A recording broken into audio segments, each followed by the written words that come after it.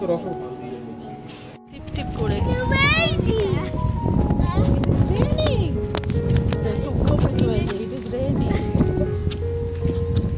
আজ রবিবার, ঘড়ি কাটায় এখন সকাল 10:30টার মতন বাজে।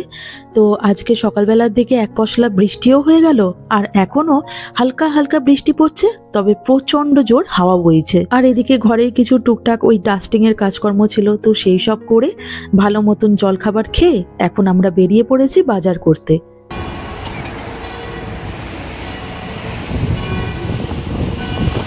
আজকে বাড়ি থেকে বেশ কিছুটা দূরে দুখানা বাস পাল্টে যাচ্ছি বাজার করতে। যে জায়গাটায় যাচ্ছি সেখানে গেলে বেশ কম দামেই ভালো মাছও পেয়ে যাব, আর তার সাথে ওখানে বেশ কিছু ইন্ডিয়ান বা এশিয়ান দোকান আছে, তো যেখান থেকে আমরা সবজিপাতি, মিষ্টি, মানে আমাদের প্রয়োজনীয় সমস্ত কিছু জিনিসই পেয়ে যাব। তো কেনাকাটা, রান্না বান্না, ঘরের কাজকর্ম গোছানো, এইসবের মাঝখানে আজকে রবিবারে সারাটা দিন কিভাবে কাটালাম সেটাই শেয়ার করলাম আজকের ব্লগের মাধ্যমে। তো নমস্কার, মহু আজ ডেলি ব্লগে আরও একবার আপনাদের সবাইকে স্বাগত জানাই। আশা করি আপনারা সবাই ভালো আছেন। তো লং সাইডের ওয়ার্ল্ড ওয়াইডে আজকে আমরা চলে এসেছি, আর এখানে দেখতেই পাচ্ছেন প্রচুর দেশীয় শাকসবজি সবকিছুই আছে। এখান থেকে কিছু শাকসবজি তো ডেফিনেটলি কিনবো, তবে খুব বেশি কিনবো না, কারণ এত বেশি দাম না গায়ে লেগে যায়। মেনলি আমরা এই জায়গাটাতে আসি ভালো মাছের জন্য। তো প্রথমেই আমরা চলে এসেছি ইলিশ মাছের দিকে। এখন আমাদের দেশে ইলিশ মাছ পাওয়া যাচ্ছে নাকি আমি ঠিক জানি না, বা তার দাম কত সেটাও ঠিক জানা নেই।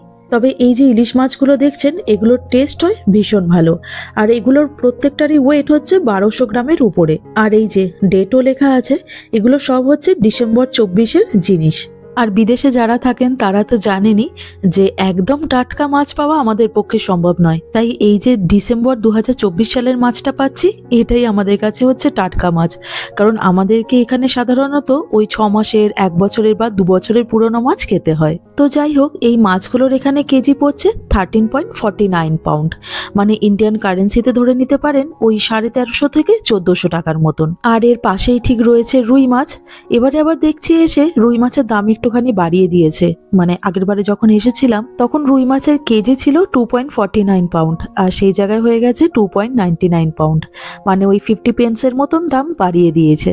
তবে রুই মাছের দাম একটুখানি বেশি থাকলেও কাতলা মাছের দাম কিন্তু আমাদের দেশের তুলনায় কমই বলবো, কারণ এই যে কাতলা মাছগুলো দেখছেন, এগুলোর সাইজ হচ্ছে বিশাল বড় বড়, আর এগুলোর কেজি পড়ছে 3.49 পাউন্ড। আমাদের দেশেও তো মনে হয় কাতলা মাছের এখন কেজি 350 টাকার উপরেই হয়তো হবে, তাই সেই দিক থেকে দেখতে গেলে দাম অনেকটাই কম।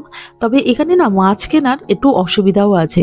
যেমন রুই মাছগুলোকে দেখলেন তবু 3-4 কেজির মধ্যে পাওয়া যায়, তবে কাতলা মাছ বা ওই রকম আরো কিছু কিছু মাছ আছে যেগুলো হচ্ছে মিনিমাম 8 কেজি 9 কেজি করে ওয়েট হয়। খুব কমই এখানে ওর থেকে কম ওয়েটের মাছ পাওয়া যায়, তো যে কারণে একটা ছোট ফ্যামিলির পক্ষে ওই অত বড় মাছ কেনাটা একটু সমস্যার হয়ে যায়। কারণ আমাদের দেশে যেরকম মাছ কেটে বিক্রি করে, এখানে তো তেমনটা হয় না, মানে মাছ কেটে দেয়, তবে গোটা মাছটাই আপনাকে নিতে হবে। তাই যদি 2-3টে ফ্যামিলি একসাথে মিলে একটা মাছ কেনা যায় তো তাহলে সেটা একরকম হতে পারে, না হলে একটা ফ্যামিলির পক্ষে ওই অত বড় মাছ কেনাটা একটু সমস্যার। তাই জন্য এখানে এসে অনেক রকম মাছ তো দেখতে পাই, তবে অবশেষে ওই রুই মাছ বা ইলিশ মাছ ছাড়া অন্য কিছু নেওয়া সম্ভব হয় না।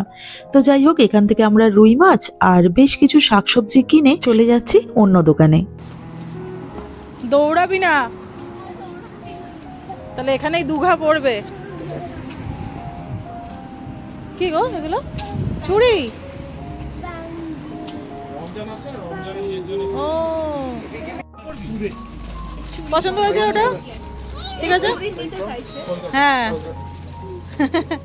ইন্ডিয়া, এটা তোমার জন্য না, চুড়ি নিয়ে নিয়েছে। এখানে সাধারণত এই এত সুন্দর রং বেরঙের চুড়ি খুব একটা চোখে পড়ে না, আর চুড়ির কালারগুলো দেখুন, প্রত্যেকটা কালার কিন্তু দারুণ সুন্দর।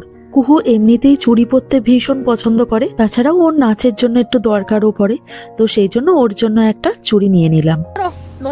হ্যাপি? তুই চুড়ি পরবি শেষ বেশ? হ্যাঁ,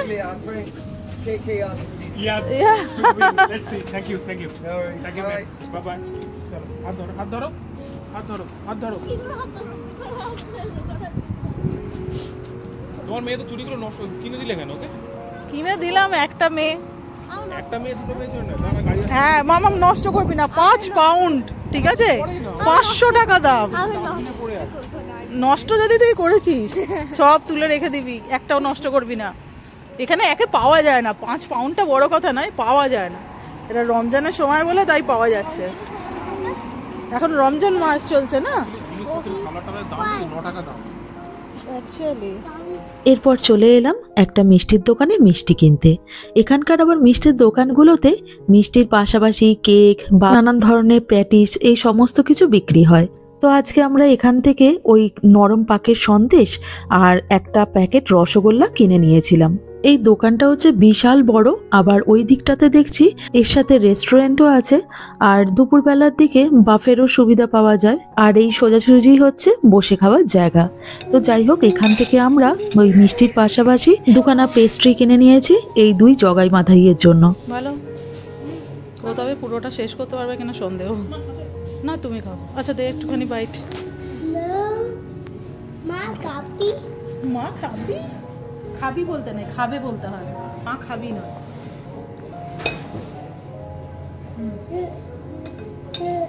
ভালো। তো এখান থেকে কেনাকাটা খাওয়া দাওয়া সব কিছু কমপ্লিট করে আবার বাসে করে আমরা বাড়ির পথে রওনা দিলাম। বাসে করে আস্তে আস্তে এই একখানা পার্ক চোখে পড়ল। এই পার্কটাতে প্রচুর ম্যাগনোলিয়া বা চেরি ব্লসম ফুল ফুটে আছে, তবে এই সাদা রঙের চেরি ব্লসমের যেন কোনো সৌন্দর্যের তুলনা হয় না।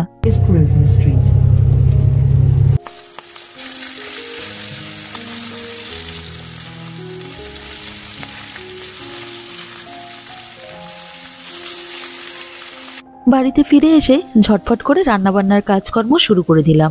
আজকে সকালে দোকানে বেরোবার আগে একটু পাতলা করে বিউলির ডাল করে রেখেছিলাম, আর সাথে ছিল ওই বিনস, ক্যাপসিকাম, আলু এইসব দিয়ে একটা ভাজা। বাড়িতে ফিরে এসে ঝটফট করে কয়েকটা মাছ একটু ধুয়ে নিয়েছিলাম। মাছগুলো আমার ভাজাও হয়ে গেছে, আর এগুলো দিয়ে এমনি প্লেন মাছের ঝাল না বানিয়ে ভাবছি আলু দিয়ে একটুখানি তরকারি করে ফেলি, কারণ সকালবেলা বেশি কিছু তো করে যায়নি রান্না বান্না, তাই একদম কোনো তরকারি না থাকলে খেতে অসুবিধা হয়ে যাবে।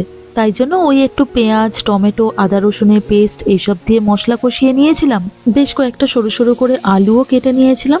এই যে সবকিছু এখন একটুখানি কষিয়ে নিয়ে এর মধ্যে দিয়ে দিলাম জল। আলুগুলো ভালো করে সেদ্ধ হয়ে গেলে এর মধ্যে ওই ভেজে রাখা মাছগুলো সব একে একে সাজিয়ে রেখে দিলাম।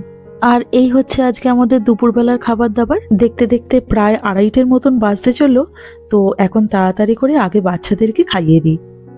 আজকে যেহেতু রবিবার, তো তাই দুপুরের খাওয়া দাওয়া শেষ করে একটু তো ভাত ঘুম দেবই, তবে তার আগে একটা কাজ সেরে রাখছি। আজকে রবিবার হলেও আর 5টা সাধারণ দিনের মতন আজকে দুপুরবেলা একদম সাধারণ খাওয়া দাওয়া করেছিলাম। তো তাই ভাবছি রাতের বেলা একটুখানি স্পেশাল কোনো কিছু বানাই। তো আমি নিয়ে নিয়েছি দুখানা বড় বড় লেগ পিস আর দুখানা ড্রামস্টিক। এর মধ্যে পেঁয়াজ, আদা রসুনের পেস্ট, তারপরে হচ্ছে ইয়গার্ট, নুন, লঙ্কার গুঁড়ো, তেল এই সব কিছু দিয়ে চিকেনটাকে একটু ম্যারিনেট করে রেখে দিচ্ছি। আজকে রাতের বেলা ভাবছি একটু চিকেন চাপ বানাবো। অ্যাকচুয়ালি চিকেন চাপ বানাতে প্রচুর মশলাপাতি ইউজ করতে হয়, তবে আমি ঘরোয়া পদ্ধতিতে না, মানে অত বেশি মশলা ইউজ করি না, তবে যেটুকুনি মশলার দরকার সেটুকুনি তো দিতেই হবে। তো যাই হোক, বেশ কয়েকটা কাজু আর 4 মগজ একটা মিক্সিং বোলের মধ্যে নিয়ে নিলাম। আর এই চিকেন চাপ করার জন্য আমি না একটা ফোঁটাও জল ইউজ করি না, তো তাই জন্য একটু ইয়গার্ট দিয়ে এই পেস্টটা বানিয়ে রাখছি।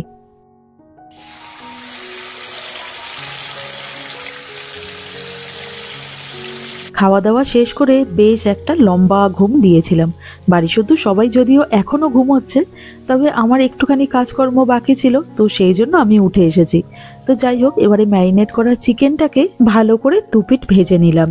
এই চিকেন চাপ বলুন বা চিলি চিকেন বা চিকেন মহারানি, এই সমস্ত জিনিসপত্রগুলো না করতে খুব ইজি, মানে ম্যারিনেশনটা একটু ভালো করে হলেই হলো। তো যাই হোক, ওই তেলের মধ্যেই তেজপাতা, এলাচ আর দারচিনি ফোড়ন দিয়েছিলাম, আর যে ম্যারিনেট করে রেখেছিলাম মশলাটা দিয়ে সেই মশলাটাকে একটু ভালো করে কষিয়ে নিচ্ছি। এরপরে এর মধ্যে ওই 4 মগজ আর কাজু বাদামের পেস্টটাও দিয়ে দিলাম। সবকিছু একটু ভালো করে কষিয়ে নিয়ে, মানে ওই মশলার কাঁচা ভাবটা কেটে গেলে তারপরে এর মধ্যে ওই একে একে চিকেনগুলোকে সব দিয়ে দিলাম। এটার মধ্যে আগেই তো বললাম একটা ফোঁটাও জল দেব না, আর মোটামুটি চাপা দিয়ে একটুখানি সিমে গ্যাসে করে রেখে দিয়েছিলাম। আর এখন দেখছি চিকেনগুলো বেশ রেডি হয়ে গেছে। তো নামাবার আগে এর মধ্যে দিয়ে দিলাম একটুখানি চিকেন চাপের মশলা। কি গো, কখন থেকে চা করে বসে আছি, চলো। চা করা হয়ে যাচ্ছি। হ্যাঁ গো, কিসের গন্ধ বেরোচ্ছে গো? অনেকক্ষণ ধরে গন্ধ পাচ্ছি। ওই তো চিকেন চাপ করেছিলাম। বাহ, ভেরি গুড। চিকেনের লেগ পিস গুলো আনা ছিল। হ্যাঁ হ্যাঁ হ্যাঁ, এনেছিলাম। তাহলে ইয়ে করি, তুমি চলো বিরিয়ানি নিয়ে আসি। এখন আমার কোথায় বিরিয়ানি আনতে যাবে? তো কি দিয়ে খাবে? ওই ইয়ে আছে তো, টর্টিলা আছে। টর্টিলা এবার কেউ খায়নি। চিকেন চাপ করে টর্টিলা ভালো লাগে? রুমালি রুটি করলে তাও খাওয়া শিখে যাবে। রুমালি রুটি কি করে পড়বে? সেটাই, তাহলে বিরিয়ানি নিয়ে চলে আসি। অনেকদিন বিরিয়ানি খাওয়াইনি, বাড়িতে নিয়ে চলে আসি। এই তো চিতা মিলে 5-6 দোকান আছে, ঠিক পেয়ে যাবো। ওর আর বাইরে থেকে সেই তো আনলে চিকেন। যাবো আর আসবো। আরে চিকেন বিরিয়ানি আনাটা বড় কথা নয়, সে তো আনলে চিকেন বিরিয়ানি আনবে। হ্যাঁ। এই অত বড় বড় লেগ পিস আছে, তারপরে আবার চিকেন বিরিয়ানি চিকেন খেতে পারবে? হয়ে যাবে, নয় ফ্রিজে রেখে দেবে, কি আছে। স্যার চিকেন চাপের সঙ্গে টর্টিলা ভালো লাগে না। তাহলে একটা কাজ করি, তাহলে এমনি বাড়িতে ওই প্লেন আলু বিরিয়ানি বরঞ্চ করে ফেলি। এখন পারবে এত তাড়াতাড়ি? হ্যাঁ, কতক্ষণ টাইম লাগবে? তাহলে করে নাও, করে নাও, ওটাই হ্যাঁ, বেটার হবে। ওটাই কারণ ওই টর্টিলা দিয়ে খেতে যাবো না, করতে পারলে ভালো, করে নাও তাহলে। হ্যাঁ হ্যাঁ, ওটাই করে। কারণ বেশ সুন্দর গন্ধ বেরোচ্ছে না, ঠিক আছে। করে নাও, করে নাও। হ্যাঁ, ঠিক আছে। ঠিক। কতক্ষণ লাগবে?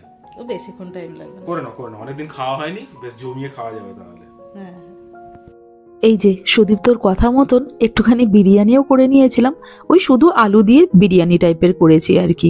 আর ওর সাথে নিয়ে নিয়েছি চিকেন চাপ। ব্যাস, এই হচ্ছে আজকে আমাদের রাতের ডিনার।